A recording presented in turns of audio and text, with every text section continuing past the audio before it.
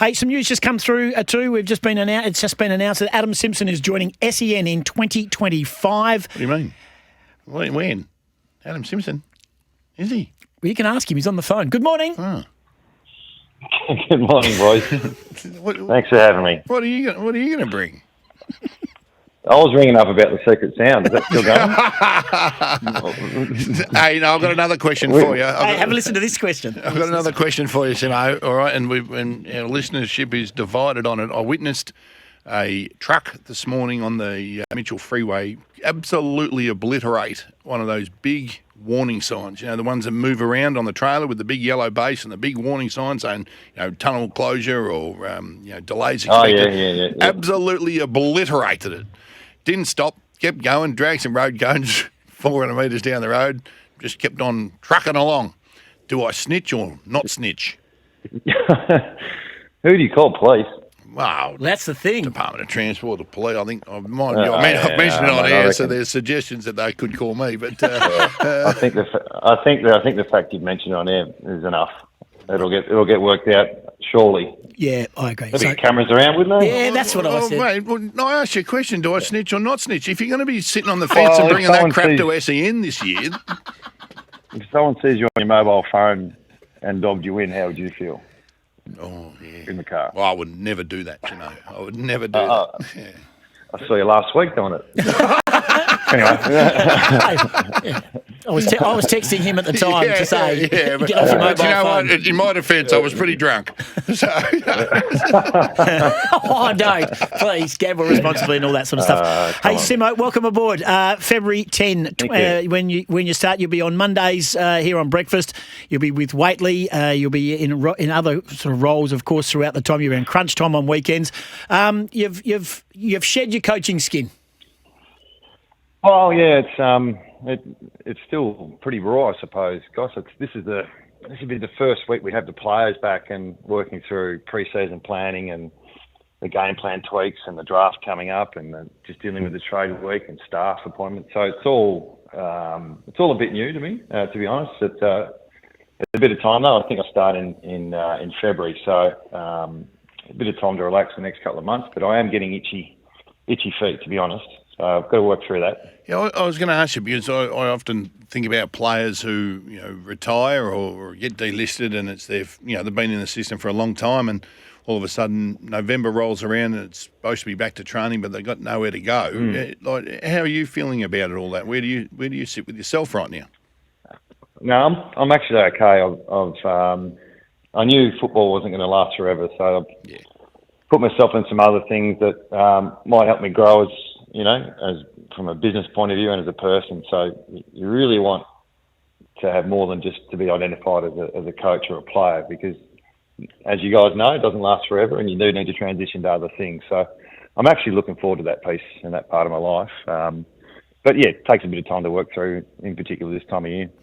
We saw the West Coast Eagles and a lot of other clubs go back to training, and we saw Andrew McWalter speak to the player group and do a press conference. Again, last one on this, but do you shed your skin to the point where you don't even look at it or have a listen to what he said, or are you across all that thinking, oh, that's my office, or they were my boys, or that's my club? What part of that do you go, Get your feet off my desk. Well, I'm the same, though. I think once you leave a job and you see how they're doing it or what they're doing and are they having any success, what's your vibe on that? Well, it's good to see you still over the Channel 10 station 20 years ago. Look, to be honest, I did see. It's Minnie, isn't it? We're going to have to call him Minnie. Apparently, his press conference, and I did see him in my old office, which I think I actually glued my name tag to the door before I left, which I didn't, but it was apparently very hard to get off. And I think he speaks well. I'm actually looking forward to the next phase of the club's future, and as much as it's a big part of my life, things move on, and you need to adjust. So, and it's going to be a big part of my life anyway, with the SEN team working through the games, and obviously West Coast and Fremantle are going to be pretty big in those spaces. So I'm not going to just stick my head in the sand just because I was there for a while. I'm not there anymore. So, no, I'm sort of over that bit. I'm okay with it. I'm hoping I'm thinking positive thoughts about West Coast. Put it that way. Mate, I'd imagine though that whenever there's social media footage of a coach talking or addressing his playing group, not West Coast, every other club, you'd still be interested in that anyway. So you're going to watch all these things. Yeah, I'm not a big one for watching those inner sanctum type of things. That doesn't really grab me, but I know it grabs people and it's good content for members and supporters. But I suppose I have to be across it a little bit more. It's probably more about the opposition and how they play than their messaging and how they want to brand themselves. But I'm a bit more interested in it now as opposed to the coaching piece. Hey, so can I ask you now, you're not in that seat anymore. Like when the club says to you, you're going to be addressing the players, we're going to record it and we're going to put it on socials, how much does it change what you deliver? Or do you have to say, right, I have to come up with something prophetic here or is how much of it staged, mate? No, you can't stage a team meeting because you're obviously talking to the players, but you are aware of the camera crew in the corner, I suppose, and it's always the coach's prerogative. I think they can ask you, can we film this meeting? And then, or the way we've operated is, no, not this one, or yep, we're going to announce the players debuting, or there's the first meeting, and you've got to check yourself a little bit with the swearing, and but the message will be the same. The message is the same, and if you can project the right things, it can be a positive thing for everyone who's a member and supporter of the club. Simmo, if you're not in the coaching group now, so you're not on the hit list, here's an easy one for you. Which coach under the pump? They're all under the pump, Goss. Look, it's interesting. I mean, I was the only one who gracefully stepped down this year. The rest of them are still surviving, and but there's a lot of question marks in there this season with the coaches and the tenure and the fact that a lot of the coaches now have been around a long time. How many coaches have coached more than 7 or 8 years now? It's probably over 10. So the era of just backing the coach and sticking to the system for a longer term, that's sort of what I've been through, and it'll be interesting to see with some of these coaches who are coming out of contract, Premiership coaches, but it may be time. That's to come, I suppose. Do you think that Fremantle, a lot of people you talk to think that the missing piece somehow was Shea Bolton? So Shea Bolton has arrived at the footy club. Do you think Fremantle have got all their pieces in place to be a genuine contender, not just make up numbers and make the finals, which they didn't do this year, but genuinely become a contender? Do you think Shea Bolton is that piece? I don't know. Potentially, it's really difficult to tell. I mean, one thing I do have to do is do a bit more of a deep dive. Since I've finished, I've sort of stepped away from the analytics piece and the list piece. Quite often, when you're playing teams, you're not looking at the depth of their list. You're just looking at who's available this week. So, knowing Fremantle a little bit more, though, I'm sure they were disappointed with this season's result. But geez, they had some really good patches of form throughout the season, and you can't deny if you get talent like that into your side, you can only make you better. In particular, with the rest of the players around him. So, it should make them better. Is it the final piece? Time will tell. And injuries play a big part. That's one thing I do know.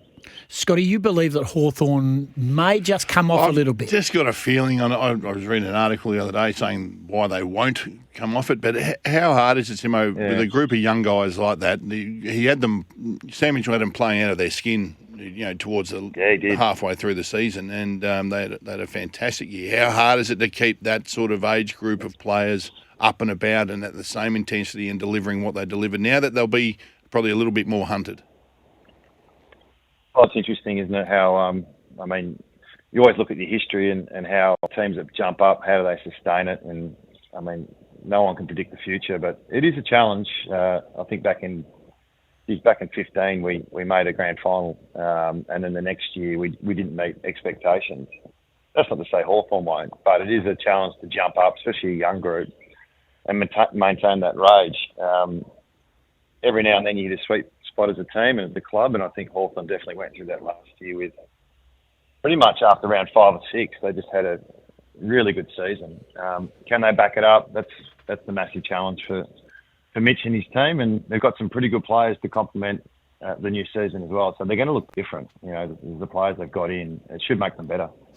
Dave has texted in, and you'll find this when you come into the studio on Monday, Simmo, during the footy season, right? So, and you'll read the texts, so they'll all be there, be all transparent. You need to be honest. You've declared this straight away. We've had discussions, Simmo, over the year. Goss has maintained that West Coast are closer to a flag than Fremantle. And I've said, well, that's ridiculous. I think Fremantle are absolutely have everything in place, ready to go. You set them up. The number one pom-pom holder here has said, mate, West Coast are closer to a flag than Freo. Now, Dave's asked, Goss, can you ask Simmo, who is closer to a flag, West Coast or Fremantle? Oh, that's a question that's really difficult to answer. Thank you. I know, gosh, you've been saying that, but you just don't know. Like, who would have thought Collingwood 4 years ago were going to win a premiership and play in a prelim with a new coach coming in and a change of scenery and, getting the best out of the playing group. So I don't think we should put a ceiling on anyone, but it looks like it's going to be a bigger challenge for West Coast. I think we'd be a bit more surprised. Yeah. Just say I'm not saying it won't happen. Just say Fremantle. No, well, I don't really. How am I meant to know? Yeah, I don't know. Yeah, those type of statements I won't be making next year. That's Goss's, You will be. that and I'm telling you. On this day, the secret sound, that can be Goss. The grandiose statements that try and get some clicks. That's not going to be me. It'll be Goss's. Mate, I'm telling And you. you, Scotty. Well, no, I came in with that mentality as well, but he just drags you down into the mud with him, mate. And there's nothing you can do about it. I'm telling you, he will wear you down. You've clearly lost control. I'm thinking Scotty. February, March, you'll be really strong. Come April, mate, you'll start wiltering a little because he just wears you down. You'll be into on this only day. Mondays. I'm only Mondays. Yeah, I'm only Monday. I'm not doing this day. That's not happening on Mondays. What do you mean? Hey. He's made an executive decision. Hasn't even started. How does this? What about Robbo's text? Sounds like he's over it already. Coming in, obviously recorded. No drive-by wax outs. Why does Simmo bully Tim Gossage? Wow. I know. Here we go. Mate. Here we go. Mate, I don't know, but you left that place in rack and ruin. Let me tell you. Make sure you bring your A game here. All right. Boys, no on this day on Mondays, fellas. Can you speak to Barra and O'Day, please? All right. Hey, genuinely though, mate, what do you got planned before? I mean, it's obviously February. It's the world's longest holiday. You've been off for a while. What are your plans? What are your plans for the new year? How have the family, and a general consensus, how the family coped with Dad not being at the coalface of a footy club?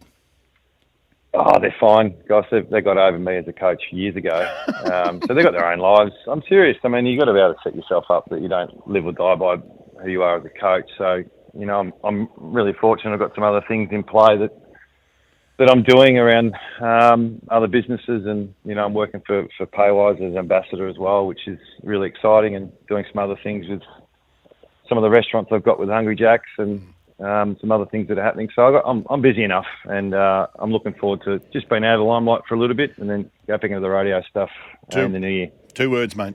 Gold card. That's all I need. Just gold card. Mate, I'm trying to make money. I'm with you. Hey, mate, thanks for coming on. Welcome to the team. All right, boys. Looking forward to it. Thanks for joining us. And you'll change. Don't worry. No, You'll change. he'll wear you down, I'm telling you.